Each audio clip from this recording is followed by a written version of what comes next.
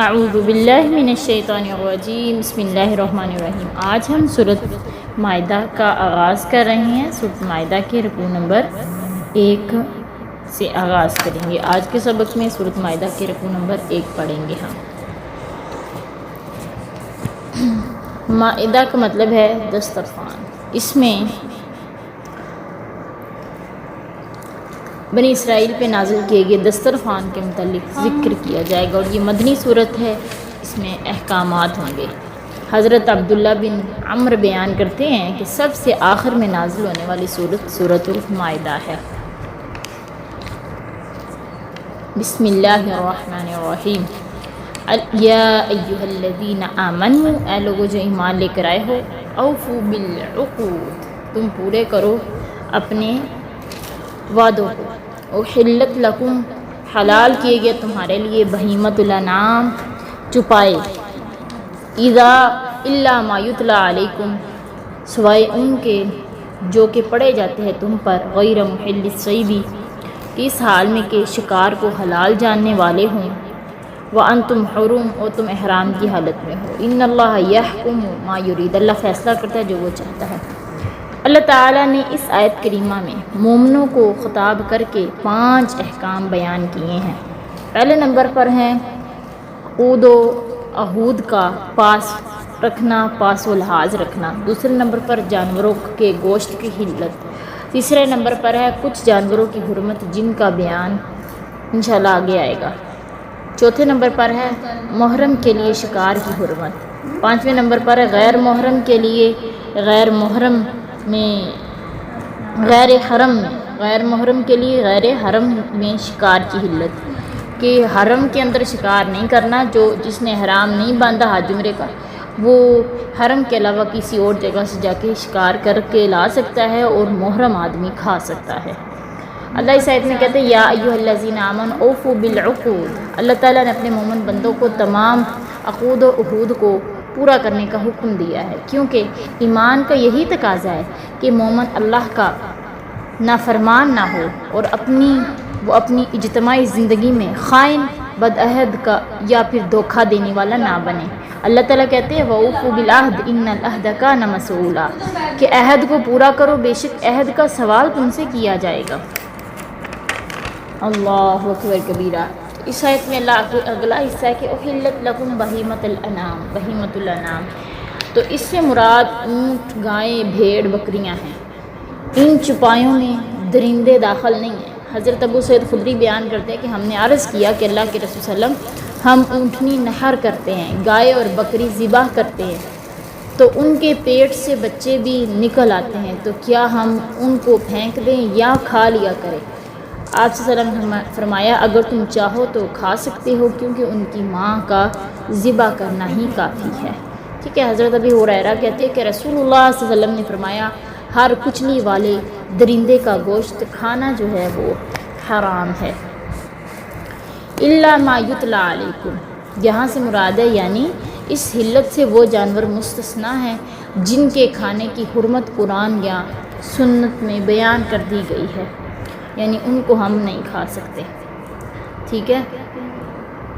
جیسا کہ اللہ قرآن میں اسی آیت میں کہتے ہیں، آگے والی آیت میں کہ حرمت علیکم المیتۃ والدم ولحم الخنزیر وما اہل لغیر اللہ بہ والمنخنقۃ والموقوذۃ والمتردیۃ والنطیحۃ وما اکل السبع، یعنی تم پر مردار حرام کیا گیا، خون، خنزیر کا گوشت، اور جس پر غیر اللہ کا نام پکارا جائے، گھلا گھوٹ کر مرنے والا جانور، اور جسے چوٹ لگی ہو اس سے مر جانے والا جانور، گر کے مر جانے والا، جسے کسی جانور کا سینگ لگا وہ مر گیا، اور جسے کسی درندے نے کھایا، یہ والے جانور تم پر حلال نہیں ہیں۔ پھر آگے اللہ تعالیٰ کہہ رہے ہیں چوتھے نمبر پر کہ غیر محل الصید وانتم حرم، یعنی حالت احرام میں شکار کرنا حرام ہے۔ اسی طرح جو شخص حدود حرم میں ہو، خواہ اس نے حرام نہ ہی باندھا ہو، اس حالت میں بھی شکار ممنوع ہے۔ شکار کرنے والے کی کسی طریقے سے مدد کرنے کی بھی احادیث میں ممانعت آئی ہے۔ اسی طرح حدود حرم میں مدینہ کے اندر بھی شکار منع ہے۔ ٹھیک ہے۔ اگلی آیت میں اللہ تعالیٰ فرما رہے ہیں کہ یا ایھا الذین آمنوا، اے لوگو جو ایمان لے کر آئے ہو، لا تحلوا، نہ تم حلال جانو، شعائر اللہ، اللہ تعالیٰ کی نشانیوں کی بے حرمتی مت کرو، ولا الشہر الحرام، نہ ہی حرمت والے مہینوں کی، ولا الہدیہ، نہ ہی قربانی کی، ولا القلائد، اور نہ ہی گلے میں پٹے ڈالے جانے والے جانور، ولا آمین البیت الحرام، نہ حرمت والے گھر کا قصد کرنے والوں کی، یبتغون فضلا من ربہم، وہ چاہتے ہیں فضل اپنے رب کا، ورضوانا، اور رضامندی، وَإِذَا حَلَلْتُمْ فَاصْطَادُوا، جب وہ حلال ہو جائیں تو یعنی جب وہ احرام کھول دیں تو تم پھر شکار کر سکتے ہو، ولا یجرمنکم، نہ تمہیں اکسائے، شنآن قوم، تمہاری آپس کی دشمنی، صدوکم عن المسجد الحرام، کہ تم روکو مسجد حرام سے، ان تعتدوا، یہ کہ تم زیادتی کرو، ولا تعاونوا علی البر وتعاونوا علی البر والتقوی، تم ایک دوسرے کی مدد کرو نیکی اور تقوی کے کام میں، ولا تعاونوا علی الاثم والعدوان، نہ تم مدد کرو گناہ اور زیادتی کے کام میں، واتقوا اللہ، ڈر جو اللہ تعالیٰ سے، ان اللہ، بے شک اللہ تعالیٰ، شدید العقاب، سخت عذاب کرنے والا ہے۔ یہاں پہ اللہ تعالیٰ کہہ رہے ہیں یا ایھا الذین آمنوا لا تحلوا شعائر اللہ، شاعرہ ان چیزوں کو کہتے ہیں جن کا اللہ تعالیٰ سے کسی نہ کسی قسم کا کوئی خاص تعلق ہو، ٹھیک ہے، اور اس تعلق کی بنا پر ان کی خاص عزت و تکریم کی جاتی ہے۔ اللہ تعالیٰ کے تمام شاعرہ کا ادب و احترام لازم ہے، جو متقی ہوگا وہ ضرور اللہ تعالیٰ کے شاعر کی تعظیم و توقیر کرے گا، ٹھیک ہے۔ اللہ کہہ رہے ہیں ولا الشہر الحرام، یعنی اس کی حرمت کی پاسداری کرو، اس کی عظمت کا اعتراف کرو، اس مہینے میں جنگ کی پہل نہ کرو، اور حرام چیزوں کے ارتکاب سے اجتناب کرو۔ اللہ تعالیٰ کہتے ہیں نا سورۃ التوبہ میں ان عدۃ الشہور عند اللہ 12 شہرا فی کتاب اللہ یوم خلق السماوات والارض منها 4 حرم، کہ اللہ تعالیٰ نے جب زمین و آسمان پیدا کیے نا تو اللہ کے ہاں مہینوں کی گنتی 12 ہیں، ان 12 میں سے 4 مہینے حرمت والے ہیں، ذالک دین القیم، یہی دین قائم رہنے والا ہے۔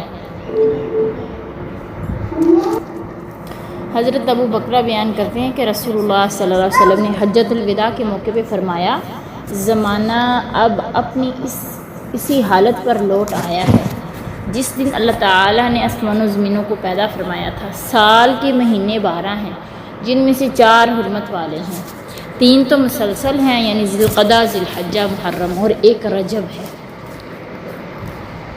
ٹھیک ہے، تو یہ حرمت والے مہینے ہیں۔ آگے اللہ تعالیٰ کہہ رہے ہیں ولا الہدیہ، یعنی اس آیت کے ساتھ ولا الہدیہ ولا القلائد، ہدی ایسے جانور کو کہا جاتا ہے جو حاجی حرم میں قربانی کے لیے ساتھ لے جائے۔ اونٹوں کی کوہان کی دائیں طرف تھوڑا سا زخم کر کے مل دینے کو جو ہے نا اشعار کہتے ہیں، ٹھیک ہے۔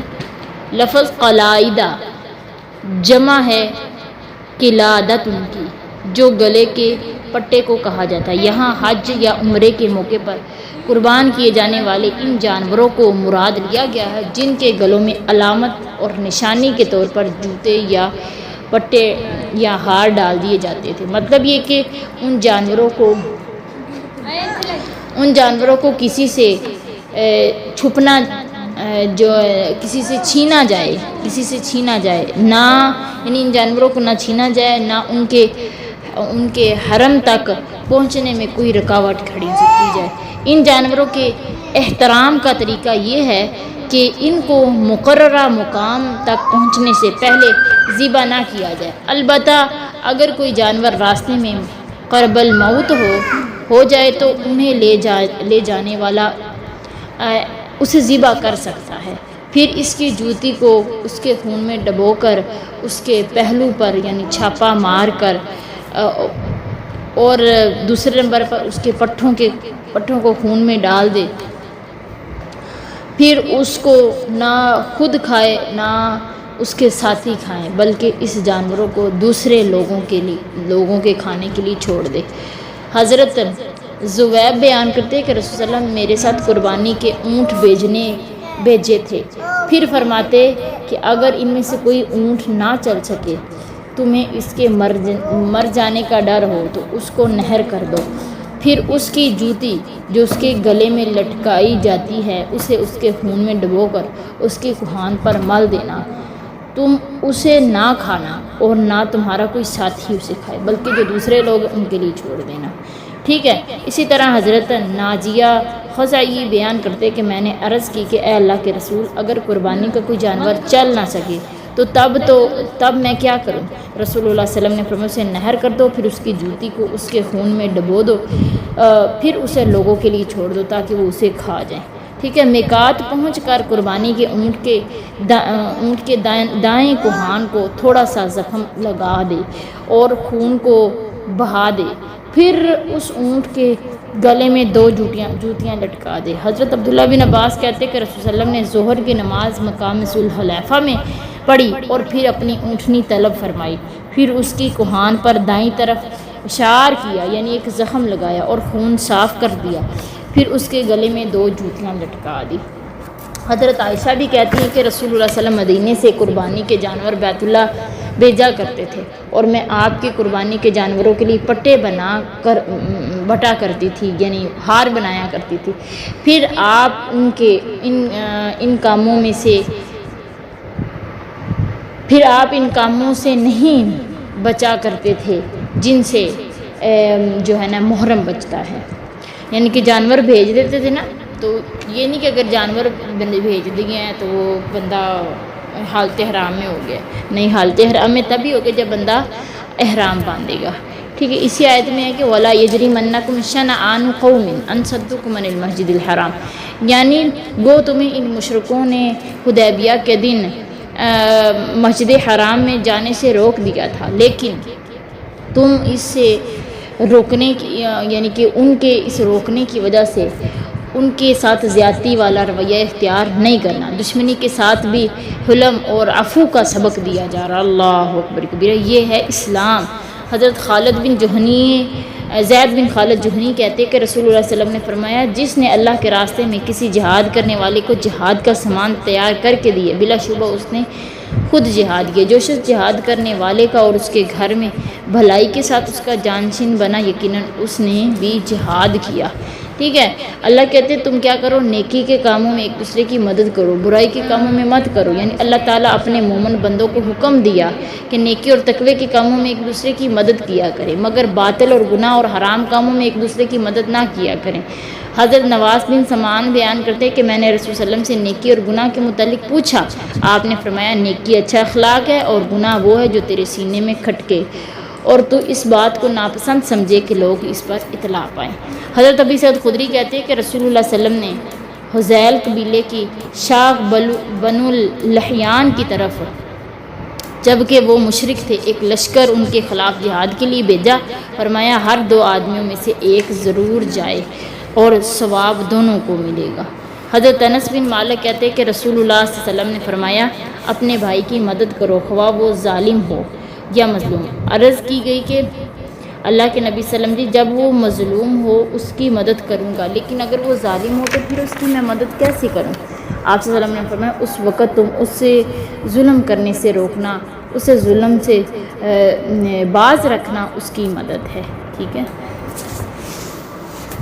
اچھا آگے ہے، اللہ کہہ رہے ہیں حرمت علیکم المیتۃ، حرام کر دیے کہ تمہارے اوپر مردار، والدم خون، ولحم الخنزیر، خنزیر کا گوشت، وما احل لغیر اللہ بھی، جو غیر اللہ کے نام پر حلال کیا جائے، ذبح کیا جائے، وہ بھی حرام ہے تم پر، والمنخنقۃ، اور جس کا گلا گھٹنے سے مر جائے جانور، والموقوذۃ، اور چوٹ لگے ہوئے جانور، والمتردیۃ، اور گر کر مر جانے والا جانور، والنطیحۃ، اور سینگ لگ کے مر جانے والا جانور، وما اکل السبع، اور جس سے درندے کھا جائیں، الا ما ذکیتم، مگر جو تم ذبح کر لو، وما ذبح علی النصب، اور جو ذبح کیا جائے تھانوں پر، وَأَن تَسْتَقْسِمُوا بِالْأَزْلَامِ، اور یہ کہ تم تیروں کے ساتھ قسمت معلوم کرو. ذالکم فسق، یہ سب کے سب نافرمانی والے کام ہیں.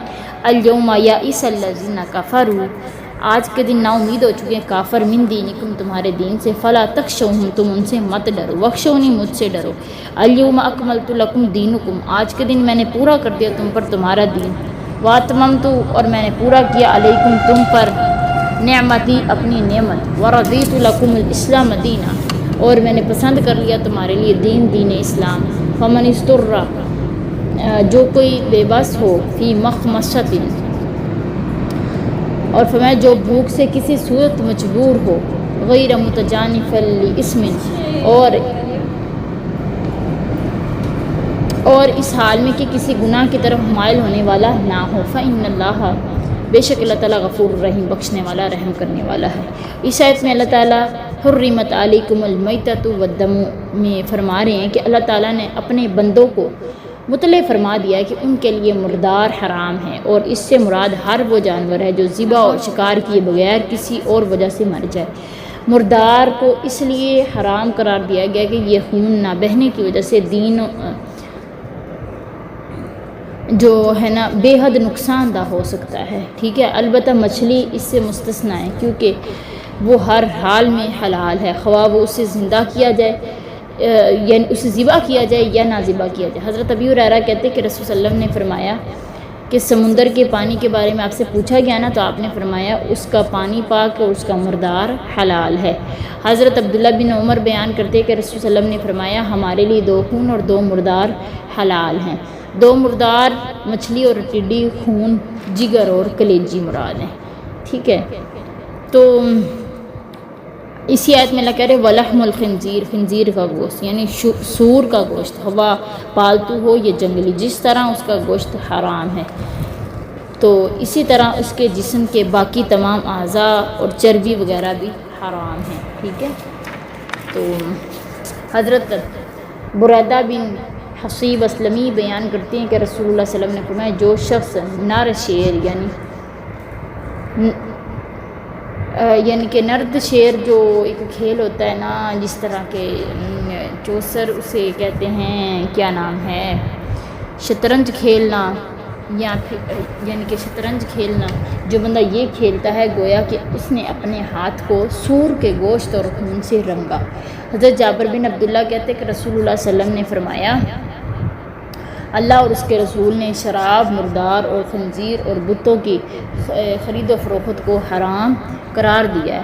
عرض کی گئی اللہ کے رسول مردار کی چربی کے بارے میں کیا خیال ہے؟ اور اس سے کشتیوں کو روغن کیا جاتا ہے، چمڑوں کو تیل لگایا جاتا ہے، اور آپ اسے چراغوں میں جلاتے ہیں، لوگ بھی اسے چراغوں میں جلاتے ہیں. فرمایا نہیں، یہ حرام ہے، یعنی کہ مردار کی ہم کوئی بھی چیز استعمال نہیں کر سکتے. حضرت عبداللہ بن عباس کہتے ہیں کہ رسول صلی اللہ علیہ وسلم نے ہر کچلی والے درندے اور ہر پنجے میں پکڑ کے کھانے والے پرندے کو کھانے سے آپ صلی اللہ علیہ وسلم نے منع فرمایا. اسی آیت میں ہے کہ والمنخنقۃ والموقوذۃ، منخنقہ سے مراد وہ جانور ہے جو گلا گھونٹ کر مر جائے، ہوا قصدن یا ارادے سے. ٹھیک ہے، موقوذہ کہتے ہیں وہ جانور جسے کسی بھاری اور غیر دھار والی چیز سے مارا جائے جس سے اس کی موت واقع ہو جائے. زمانہ جاہلیت میں لوگ جانوروں کو لاٹھیوں سے مارا کرتے تھے، جب وہ مر جاتے تو پھر انہیں کھا لیتے تھے. حضرت عدی بن حاتم بیان کرتے کہ میں نے عرض کی کہ اللہ کے رسول صلی اللہ علیہ وسلم میں شکار پر ایک ایسی لاٹھی پھینکتا ہوں جس کے آگے چھری لگی ہوتی ہے، وہ شکار کو لگ جاتی ہے. آپ نے فرمایا اگر تم چھری لگی لاٹھی پھینکو اور وہ جانور کو پھاڑ دے تو اسے کھا لو، اگر وہ اسے عرض کے بل لگے تو موقوذ یعنی چوٹ لگ کر وہ مر جائے، لہٰذا وہ تم نہ کھاؤ. الا ما ذکیتم، مگر وہ جانور جو سے تم ذبح کرو، یعنی اس سے مراد وہ جانور ہے جو مر رہا ہو، ابھی اس میں زندگی موجود ہو تو وہ ذبح کرنے کے بعد حلال ہے. حضرت رافع بن خدیج کہتے ہیں کہ میں نے عرض کی کہ اللہ کے رسول کل دشمن ہماری مڈبھیر ہوگی، کل کو ہمارے پاس چھری موجود نہیں ہے تو ہم تو کیا ہم جو ہے جانوروں کو ذبح کر لیں؟ آپ نے فرمایا جو چیز بھی خون بہا دے، اور اس پر اللہ تعالیٰ کا یعنی انہوں نے کہا ہم سرکنڈے سے جو ہے نا ذبح کر لیں جانوروں کو. آپ نے فرمایا جو چیز خون بہا دے اس پر اللہ کا نام لیا جائے اور تم اسے کھا لو، لیکن اسے دانتوں یا ناخنوں سے ذبح نہ کرو. اور اسے بھی اس کی وجہ بیان کی گئی، اور وہ یہ کہ دانت ہڈی ہے اور ناخن حبشیوں کی چھری ہے. وما ذبح علی النصب، اللہ تعالیٰ نے مومنوں کو ایسے ذبیحوں کے کھانے کو حرام قرار دیا ہے جو تھان پر ذبح کیے جائیں، یعنی خواہ بتوں کے لیے ذبح کیے جائیں، بتوں کے لیے ذبح کرتے ہوں، ان پر اللہ کا نام ہی کیوں نہ لیا جا رہا ہو، لیکن وہ حلال نہیں، کیونکہ بتوں کے لیے ذبح کرنا شرک ہے. حضرت ثابت بن ضحاک کہتے ہیں کہ رسول صلی اللہ علیہ وسلم کے زمانے میں ایک شخص نے نظر مانی کہ وہ بوانا کے مقام پر ایک اونٹ نہر کرے گا. جب نظر پوری کرنے کا وقت آیا تو وہ شخص نبی صلی اللہ علیہ وسلم کے پاس آیا. اس نے کہا کہ میں نے بوانا کے مقام پر اونٹ نہر کرنے کی نظر مانی ہے، سو کیا اب نظر پوری کروں یا نہ؟ آپ نے فرمایا حاضرین سے دریافت فرمایا کیا وہاں ایام جاہلیت میں بتوں میں سے کسی بت کی پوجا ہوتی تھی؟ لوگوں نے کہا نہیں. تو آپ نے پوچھا کیا وہاں مشرکین کی عیدوں میں سے کوئی عید میلہ لگتا تھا؟ لوگوں نے کہا نہیں. آپ نے اس شخص سے فرمایا کہ اپنی نظر پوری کرو، البتہ اللہ کی نافرمانی میں نظر کا پورا کرنا جائز نہیں ہے، نہ اس چیز میں نظر پوری کرنی جائز ہے جو ابن آدم کی ملکیت میں نہ ہو. وَأَن تَسْتَقْسِمُوا بِالْأَزْلَامِ، کفار مکہ کا یہ قاعدہ تھا کہ جب وہ کسی کام کے کرنے کا ارادہ کرتے تو تیروں کے ذریعے معلوم کرتے کہ وہ کام ان کے لیے مناسب ہے یا نہیں، اس کا نتیجہ ان کے لیے مفید ہوگا یا مضر. اگر تیر کے ذریعے انہیں معلوم ہوتا تو وہ کام مضر ہوتا، ٹھیک ہے، اور اگر اسے نہ کرتے تو یہ بھی گویا کہانت کے اندر آ جاتا ہے، اور اللہ تعالیٰ نے اسے حرام قرار دیا. حضرت سراقہ بن مالک جاشم بیان کرتے ہیں کہ جب رسول صلی اللہ علیہ وسلم ہجرت کے لیے مکہ معظمہ سے روانہ ہوئے نا تو کفار قریش نے چند قاصد ان کے پاس آئے اور انہوں نے پیشکش کی کہ رسول اللہ صلی اللہ علیہ وسلم ابو بکر کو اگر کوئی شخص قتل کر دے یا قید کر کے لائے تو ہار کے بدلے میں 100 اونٹ دیا جائے گا. سراقہ بیان کرتے ہیں کہ میں اپنے گھوڑے کے پاس آیا، اس پر سوار ہوا اور سبق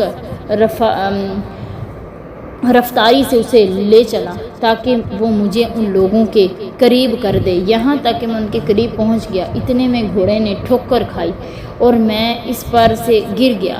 تو میں اٹھا اور میں اپنے ہاتھ اپنے ترکش میں ڈالا اور میں نے ان میں سے تیر نکال کر فال نکالی کہ میں ان کو نقصان پہنچا سکتا ہوں یا نہیں. فال میں وہ چیز نکلی جو مجھے پسند نہیں تھی، تاہم میں اپنے گھوڑے پر سوار ہو گیا اور میں نے فال کی کوئی پرواہ نہ کی. اور رسول اللہ مجھے لے کر رسول اللہ کے اتنا قریب پہنچ گیا کہ مجھے آپ کی قرأت کی آواز سنائی دینے لگی. رسول اللہ صلی اللہ علیہ وسلم میری طرف توجہ نہیں کر رہے تھے، لیکن ابو بکر بار بار مڑ کر دیکھتے تھے. اتنے میں میرے گھوڑے کی ٹانگیں گھٹنوں تک زمین میں دھنس گئی. میں اس پر سے گر پڑا تو میں نے گھوڑے کو ڈانٹا تو بڑی مشکل سے اس کی ٹانگیں باہر نکلی. جب وہ سیدھا کھڑا ہو گیا تو اس کی وجہ سے بہت سا غبار دھویں کی مثل آسمان کی طرف بلند ہو گیا. میں نے پھر تیروں کے ذریعے فال نکالی، پھر وہی نکلا تو جو مجھے پسند نہیں تھا. چنانچہ پھر میں نے ان کو امان کے لیے پکارا. ٹھیک ہے. حضرت عبداللہ بن عباس کہتے ہیں کہ جب نبی صلی اللہ علیہ وسلم نے کعبہ میں تصویروں کو دیکھا تو آپ اندر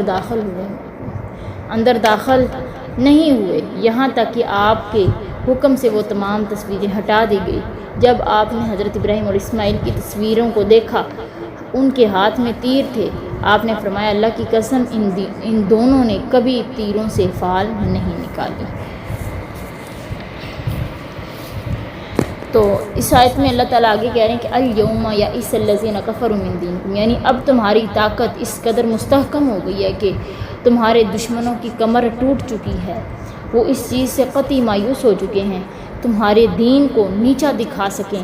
اسی مفہوم کی یہ حدیث ہے کہ حضرت جابر بیان کرتے کہ رسول صلی اللہ علیہ وسلم نے فرمایا شیطان اب اس بات سے نا امید ہو گیا ہے کہ نمازی جزیرہ العرب میں اس کی عبادت کریں. ٹھیک ہے. اور ہاں البتہ وہ ان کی باہمی تعلقات خراب کرنے سے مایوس نہیں ہوا. اللہ کہہ رہے ہیں الیوم اکملت لکم دینکم واتممت علیکم نعمتی ورضیت لکم الاسلام دینا. اللہ تعالیٰ امت مسلمیہ پر اپنی عظیم نعمت اور عظیم احسان ذکر کیا ہے. اللہ نے انہیں ایک مکمل دین عطا فرمایا. انہیں نہ کسی دوسرے دین کی ضرورت ہے، نہ کسی دوسرے نبی کی ضرورت ہے. طارق بن شہاب بیان کرتے ہیں کہ یہودی نے حضرت عمر بن خطاب کی خدمت میں حاضر ہو کر عرض کی، امیر المومنین آپ اپنی کتاب میں کیسی کتاب پڑھتے ہیں؟ اگر ہم یہودیوں کی طرف یہ آیت نازل ہوتی نا تو ہم اس کے نزول کے دن کو عید کا دن بناتے. آپ نے فرمایا کون سی آیت؟ اس نے کہا کہ الیوم اکملت لکم دینکم. یہ سن کر حضرت عمر کہتے کہ اللہ کی قسم میں اس دن کو جانتا ہوں جب یہ رسول اللہ صلی اللہ علیہ وسلم پر نازل ہوئی. عرفہ کی شام کا وقت تھا اور جمعے کا دن تھا، اور جمعہ ہمارے لیے عید کا دن ہے. حضرت ابی ہریرہ کہتے کہ رسول اللہ صلی اللہ علیہ وسلم نے فرمایا میری اور دوسرے نبیوں کی مثال جو مجھ سے پہلے ہو چکے ہیں ایسے ہی ہے جیسے کسی شخص نے گھر بنایا اور اس کی خوب زبائش و آرائش کی، لیکن اس کے کونوں میں سے ایک کونے میں ایک اینٹ کی جگہ چھوڑ دی. بس لوگ اس کے ارد گرد پھرنے لگے اور انہیں وہ عمارت پسند آئی اور وہ کہنے لگے کہ یہ ایک اینٹ یہاں کیوں نہیں رکھی گئی. نبی صلی اللہ علیہ وسلم نے فرمایا میں وہ اینٹ ہوں، یعنی میں خاتم الانبیاء ہوں. حضرت عبداللہ بن عمر کہتے ہیں کہ رسول اللہ صلی اللہ علیہ وسلم نے فرمایا بے شک اللہ تعالیٰ اس بات کو پسند کرتا ہے کہ اس کی عطا کردہ رخصتوں کو قبول کیا جائے، جیسا کہ وہ اس بات کو ناپسند کرتا ہے کہ اس کی معصیت کا ارتکاب کیا جائے، اللہ کی نافرمانی کا ارتکاب کیا جائے. آگے اللہ تعالیٰ فرما رہے ہیں کہ یسألونک ماذا احل لہم، سوال کرتے کہ کیا حلال کیا گیا ان کے لیے. قل احل لکم الطیبات، کہہ دو کہ حلال کیا گیا تمہارے لیے پاکیزہ چیزیں. وما علمتم من الجوارح، اور شکاری جانوروں میں سے جو تم سدھاتے ہو. تعلمونہن مما علمکم اللہ، کہ تم سدھاتے ہو انہیں شکاری بنانے والے کہ انہیں وہ سکھاتے ہیں جو تمہیں اللہ تعالیٰ نے سکھایا. فکلوا مما امسکنا علیکم، تم کھاؤ جو وہ تمہارے پاس روکیں. واذکروا اسم اللہ علیہ، اللہ کا نام لو اس پر. واتقوا اللہ، ڈر جو اللہ سے. ان اللہ سریع الحساب، اللہ بہت جلدی حساب لینے والی ذات ہے. اس آیت میں کھانے پینے کی اشیاء کی حلت و حرمت کے متعلق ایک عظیم الشان اصول دیا گیا کہ ہر چیز کی اصل اباحت، اور اس کا مطلب یہ ہے کہ کھانے پینے کی تمام اشیاء دو شرطوں کے ساتھ تمہارے لیے حلال ہیں. ایک یہ کہ وہ چیز پاکیزہ اور صاف ستھری ہو، گندی باسی سڑی ہوئی یا بدبودار نہ ہو. دوسرے یہ کہ اس سے متعلق شریعت میں یہ صراحت نہ ہو کہ وہ حرام ہے، اور اس طرح حرام اشیاء کا دائرہ بہت وسیع ہو جاتا ہے اور حلال اشیاء کا دائرہ بہت وسیع ہو جاتا ہے. ٹھیک ہے. وما علمتم من الجواری مکلبین، یعنی وہ شکار حلال ہے جسے تم شکاری جانوروں مثلا کتوں، چیتوں، بازوں وغیرہ کے ذریعے شکار کرو. حضرت عدی بن حاتم بیان کرتے کہ رسول صلی اللہ علیہ وسلم سے باز سے شکار کرنے کے بارے میں سوال کیا گیا تو آپ نے فرمایا وہ جو تمہارے لیے روک کے لے آئے تو تم اسے کھا لو. حضرت ابی ہریرہ کہتے ہیں رسول اللہ صلی اللہ علیہ وسلم نے فرمایا جو شخص کتا پالتا ہے ہر روز اس کی نیکیوں میں ایک قرات کم ہوتا ہے اجر، سوائے بکریوں یا کھیتی وغیرہ کی حفاظت کے لیے رکھے ہوئے کتے یا شکار کے کتے. ٹھیک ہے، یعنی کہ ویسے کتا رکھنا جائز نہیں، لیکن کھیتی کے لیے حفاظت کے لیے یا بکریوں کے لیے حفاظت کے لیے یا شکار کے لیے پھر رکھ سکتے ہیں. تعلمونہن مما علمکم اللہ، تو مطلب یہ کہ یعنی جب شکار سدھایا ہوا ہو، شکاری جب جانور سدھایا ہوا ہو وہ شکار کو اپنے مالک کے لیے پکڑ رکھے اور اسے چھوڑتے وقت اللہ کا نام لیا گیا ہو تو یہ شکار حلال ہے، خواہ وہ اسے قتل ہی کیوں نہ کر دے. حضرت عدی بن حاتم بیان کرتے ہیں کہ میں نے عرض کی کہ اللہ کے رسول، میں سدائے ہوئے کتوں کو چھوڑتا ہوں اور وہ میرے لیے شکار کرتے ہیں، میں اللہ کا نام لے لیا کرتا ہوں. رحمت عالم صلی اللہ علیہ وسلم نے فرمایا جب تم اپنے سدائے ہوئے کتوں کو چھوڑو اور اللہ کا نام لے لو تو وہ شکار جو تمہارے لیے پکڑے ہیں اسے کھا لو. اور میں نے کہا کہ اگر وہ اسے قتل کر دیں، فرمایا خواہ اسے قتل کر دے بشرط یہ کہ قتل میں کوئی ایسا کتا شریک نہ ہو کہ جو ان میں سے نہ ہو، کیونکہ تم نے اپنے کتے کو چھوڑتے وقت اللہ کا نام لیا ہے، دوسرے پر اللہ کا نام نہیں لیا۔ میں نے عرض کی کہ میں شکار یا چھری وغیرہ لگی ہوئی لاٹھی پھینکتا ہوں جو اسے لگ جاتی ہے۔ فرمایا اگر تم ایسی لاٹھی پھینکو کہ وہ اسے پھاڑ دے تو اسے کھا لو، اگر لاٹھی عرض کی طرف لگے اور وہ مر جائے تو وہ چوٹ لگنے کی وجہ سے جانور مرا، اسے تم مت کھاؤ۔ ٹھیک ہے، تو اس میں شکاری جانوروں کو بھیجنے کا یا تیر لگانے کا پتہ چلتا ہے۔ ان اللہ سریع الحساب، اللہ جلدی حساب لینے والا۔ حضرت عائشہ بیان کرتی رسول اللہ صلی اللہ علیہ وسلم نے فرمایا جس سے حساب لیا گیا اسے عذاب دیا گیا۔ حضرت عائشہ کہتی ہیں کہ میں نے عرض کی کیا اللہ تعالیٰ نے یہ نہیں فرمایا فسوف یحاسب حسابا یسیرا، سو ان قریب وہ اس سے حساب لیا جائے گا نہایت آسان حساب۔ رسول صلی اللہ علیہ وسلم نے فرمایا یہ آسان حساب تو بس سرسری پیشی ہے، لیکن جس سے حساب کے بارے میں بہت زیادہ دریافت کیا گیا تو اس کو ضرور عذاب ہوگا۔ اللہ اکبر کبیرہ۔ آگے اللہ کہہ رہے ہیں الیوم احل لکم الطیبات، آج کے دن حلال کر دی گئی تمہارے لیے پکیزہ چیزیں۔ وطعام الذین اوتوا الکتاب حل لکم، اور کھانا ان لوگوں کا جو دیے گئے کتاب ان کے لیے بھی حلال ہے۔ وطعامکم حل لہم، اور تمہارا کھانا ان کے لیے حلال ہے۔ والمحصنات من المؤمنات والمحصنات، پاک دامن عورتیں ایمان والوں میں سے اور پاک دامن عورتیں اہل کتاب میں سے، من قبلکم جو تم سے پہلے کتاب دیے گئے نا، اذا آتیتموہن اجورہن، جب تم دیتے انہیں ان کا حق مہر، محسنین غیر مسافحین، وہ محسنین غیر مسافحین، وہ نکاح میں لائی جانے والی بدکاری کرنے والی نہیں ہے، ولا متخذ اخدان، نہ ہی وہ چھپے یار بنانے والے۔ ومن یکفر بالایمان، جو کفر کرے ایمان کے ساتھ، فقط حبط عملہ، اس کا عمل ضائع ہو گیا، وہو فی الآخرۃ من الخاسرین، آخرت میں وہ نقصان اٹھانے والوں میں سے ہوگا۔ اللہ کہہ رہے ہیں الیوم احل لکم الطیبات وطعام الذین اوتوا الکتاب حل لکم، یعنی اہل کتاب کا کھانا کھانے کے لیے بنیادی شرائط یہ ہیں کہ ذبیحے پر اللہ کا نام لیا گیا ہو، چیز پکیزہ ہو، ان کے دسترخوان پر کوئی حرام چیز مثلا شراب یا سور کا گوشت وغیرہ نہ ہو۔ اگر ان کے دسترخوان پر ایسی اشیاء پڑی ہوئی ہیں تو ان کا کھانا تو درکنار ان کے برتن بھی استعمال کرنا جائز نہیں ہے، تاہم کہ انہیں اس کے علاوہ کہ انہیں خوب دھو کر پاک صاف کر لیا جائے اور استعمال مجبوراً کر سکتے ہیں اگر کوئی اور نہ ملے۔ حضرت عبداللہ بن مغفل بیان کرتے ہیں کہ خیبر کے دن چربی سے بھرا ہوا ایک تھیلا پھینکا گیا جسے میں نے اٹھا لیا اور کہا کہ آج میں اس میں کسی کو کچھ نہیں دوں گا، تو جب میں نے پیچھے مڑ کر دیکھا تو رسول صلی اللہ علیہ وسلم میری اس بات سے مسکرا رہے تھے۔ تو حضرت ابی ہریرہ کہتے ہیں کہ خیبر کی فتح کے بعد رسول اللہ صلی اللہ علیہ وسلم کو ایک یہودی عورت کی طرف سے بکری کے گوشت کا ہدیہ پیش کیا گیا جس میں زہر ملا تھا، مطلب یہ کہ کھانا ہم اہل کتاب کا کھا سکتے ہیں اگر وہ حلال ہو، جس طرح کہ نبی صلی اللہ علیہ وسلم نے دعوت کو قبول کیا تھا۔ والمحصنات من المؤمنات والمحصنات من الذین اوتوا الکتاب، یعنی کتابیہ عورتوں سے شادی کے جواز کے لیے شرط لگا دی گئی ہے کہ ان کا مہر ادا کر دیا جائے